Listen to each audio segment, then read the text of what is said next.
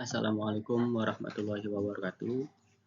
Perkenalkan, saya Dwi Agustoni, mahasiswa Telkom University tahun 2025 dengan NPM 205022420023. Program studi S2 Ilmu Komunikasi, Fakultas Komunikasi dan Ilmu Sosial Telkom University. Oke, kali ini saya akan membawakan materi tentang kajian komunikasi dari 3 aspek. Yang pertama, ontologis, yang kedua epistemologis, yang ketiga aksiologis mengenai kasus dokter di RSAS dengan inisial PAP. Dokter tersebut melakukan kekerasan seksual dan malapraktek terhadap keluarga pasien di RSAS. Oke, sebelum masuk ke materi, saya akan bawakan bahas awal mula kasus tersebut. Kasus ini bermula dari seorang oknum dokter yang melanggar etik profesi dan malapraktek yang membahayakan bagi korban.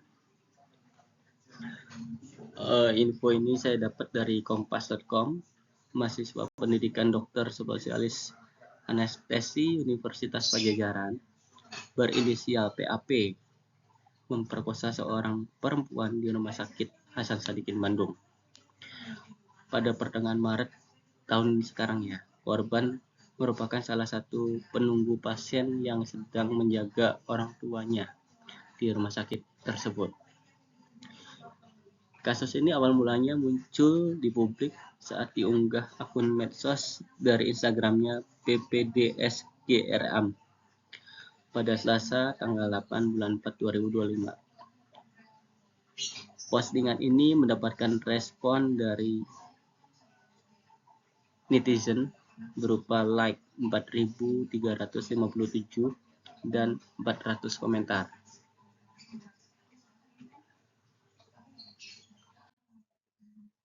Dokter tersebut berinisial PAP yang merupakan dokter residen dalam program pendidikan dokter spesialis di RSAS.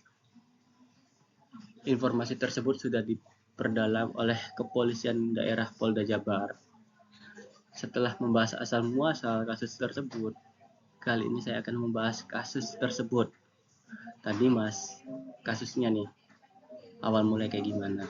Nah sekarang saya akan aplikasikan kasus tersebut dengan teori-teori dengan 3 aspek yang tadi. Menurut kajian filsafat komunikasi dalam aspek ontologis, epistemologis, dan aksiologis. Oke.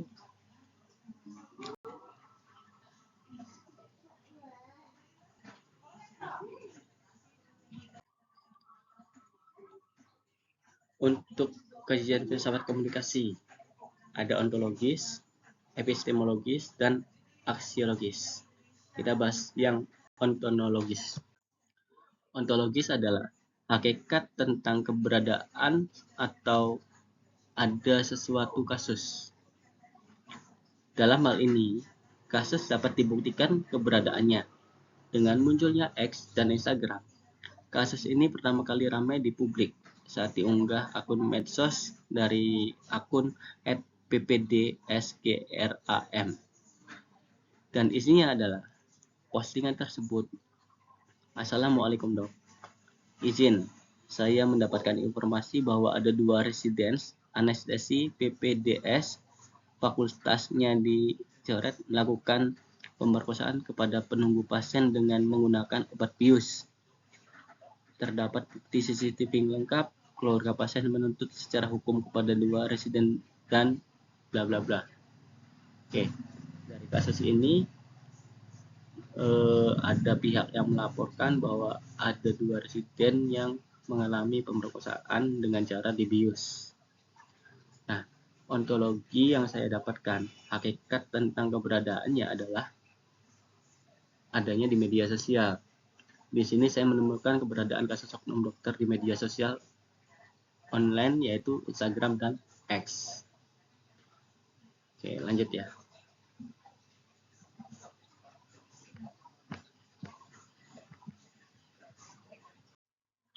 Di mana keberadaan kasusnya ada dari 4 pihak. Yang pertama, diperkuat oleh pihak kampus Unpad.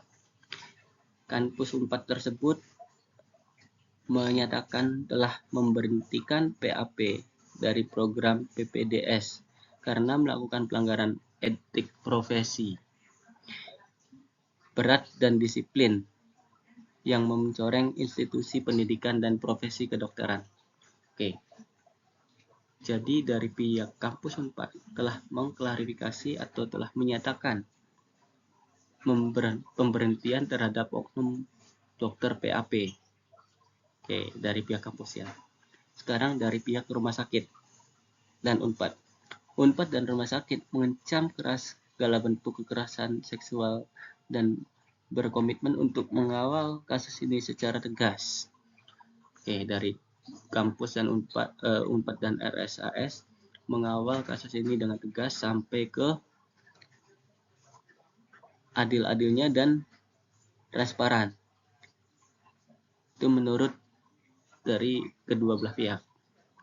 Nah, di sini Polda Jabar sudah turun tangan untuk menangani kasus tersebut.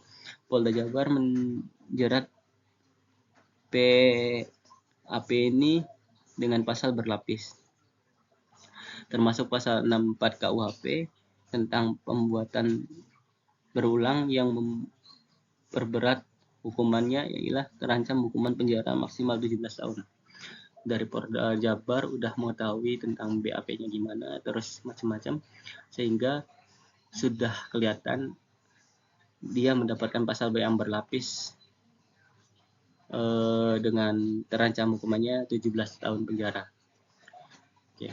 Dari Kemenkesnya, Kementerian Kesehatan yang menaungi RSAS Bandung memastikan telah mengambil langkah tegas untuk memberhentikan Kepala Biro Komunikasi Kemenkes, mengatakan Kemenkes telah meminta konseling kepada TKI untuk segera mencabut surat tanda registrasi.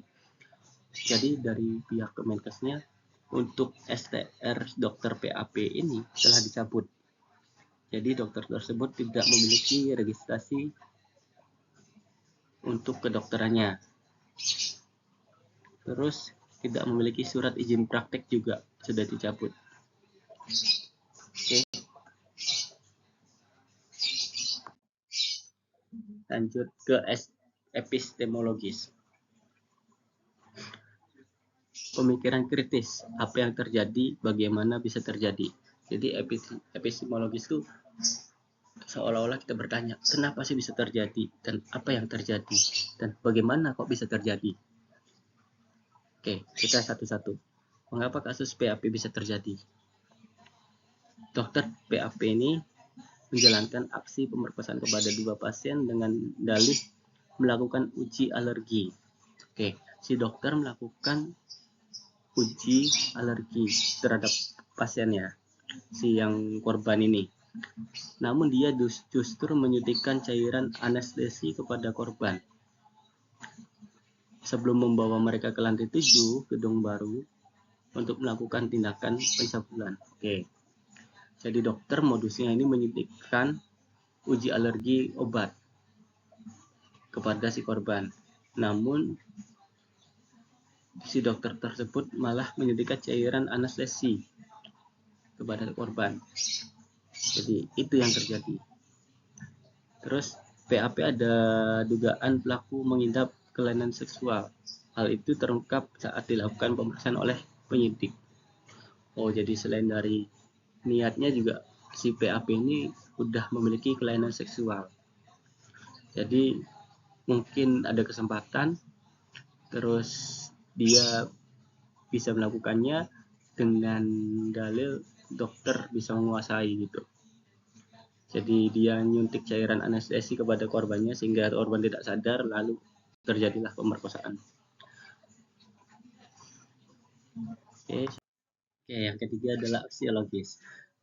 Aksiologis adalah nilai moral atau manfaat yang didapat dipelajari dalam suatu kasus atau suatu ilmu.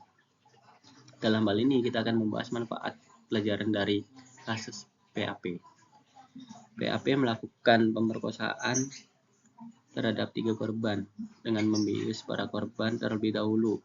Dalam kasus korban pertama, PHP mengonfirmasikan korban untuk menjadikan donor darah dengan alasan ayah korban dalam keadaan kritis sehingga membutuhkan transfusi darah untuk memulihkan kesehatannya. Modus pertamanya adalah transfusi darah. Oke. Hal ini berujung untuk pembiusan terhadap si korban. Jadi tujuannya si dokter ini mengelabui pasiennya dengan cara mentransfusi darah, tapi yang disuntikan adalah obat bius. Korban kedua adalah mengalami pembiusan saat menjalani kontrol anestesi untuk persiapan operasi telinga. Nah, yang kedua ini langsung melakukan pembiusan. Yang ketiga, sedangkan yang korban ketiga juga mengalami pembiusan dengan dalih akan menjalani tes alergi obat bius menjelang operasi. Oke, yang ketiga sebelum dioperasi dicek dulu alergi enggak itu.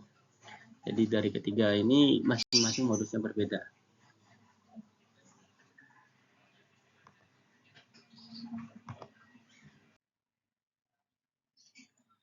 Oke, dari segi dokter, ini adalah memanfaatkan suatu jabatan. Pembiusan hingga korban mengalami kehilangan kesadaran penuh memiliki indikasi bahwa PAP memberikan bius total.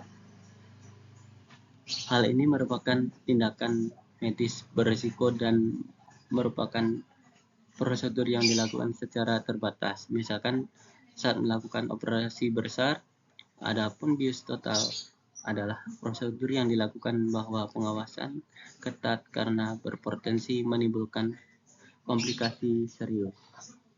Misalnya gangguan memori dan penurunan fungsi organ.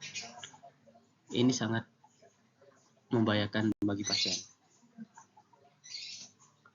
Jadi kita bisa ambil hikmah dari kasus ini dan memberikan beberapa solusi untuk Kemenkes dan yang lainnya. Pertama, memastikan pelayanan terpadu untuk menunjang pemulihan para korban.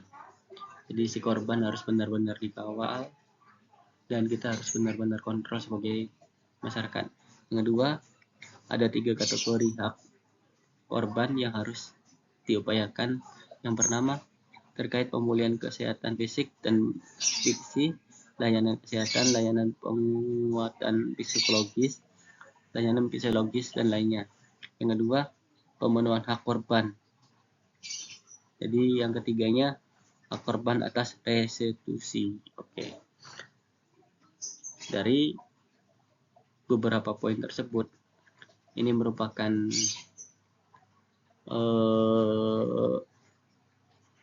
beberapa solusi yang bisa saya berikan dan saya sampaikan.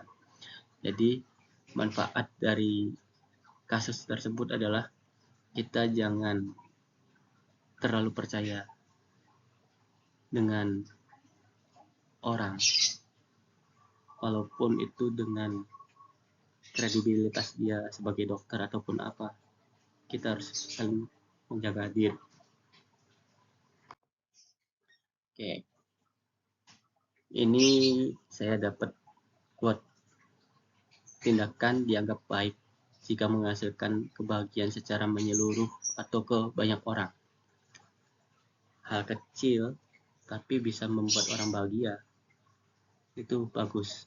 Tapi lebih bagus lagi, bisa menyeluruh membahagiakannya. Oke, terima kasih. Sekian dari saya. Assalamualaikum warahmatullahi wabarakatuh.